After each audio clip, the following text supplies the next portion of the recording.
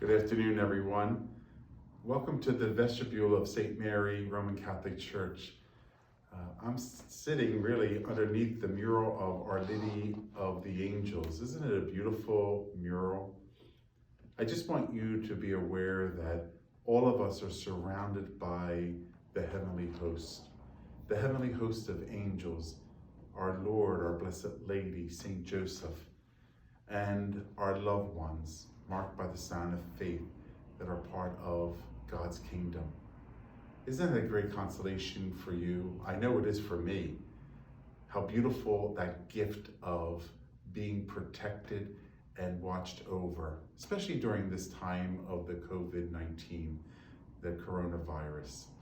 I know it still has us anxious and upset. And I guess on a human stand, it's normal to be like that.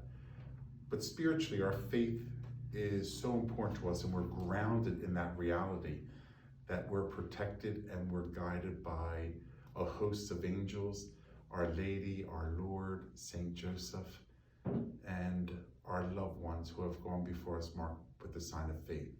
You know, I depend on all of them for help and protection because I know how much they love us.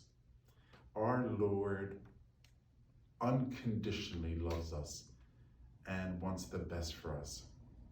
So on the Saturday of the third week of Lent, we stop for a moment and ask God to give us the grace of humility.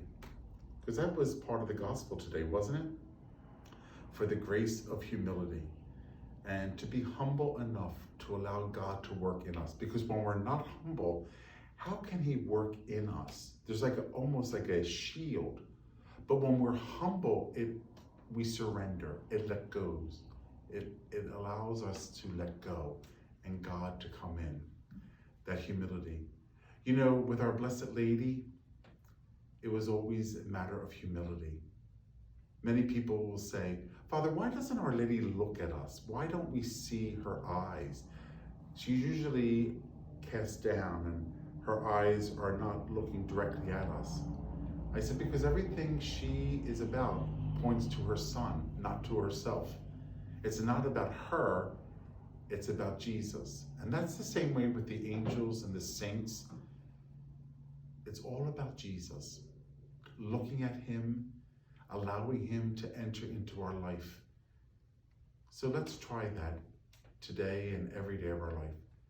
To be humble enough that God can enter in our own lives and let us give him permission to do his work, because he wants to do mighty things during this time. It awakens a lot of things that we have not been aware of. Isn't that the case all the time when we lose something? People say that when they don't have sight, they have a keen awareness of so many different senses. And even during this time, when we're kind of partially quarantined, it allows us to be aware of so many other things, to be humble, to allow God's presence to wrap his arms around us, that of the angels and the saints. God bless you, everyone.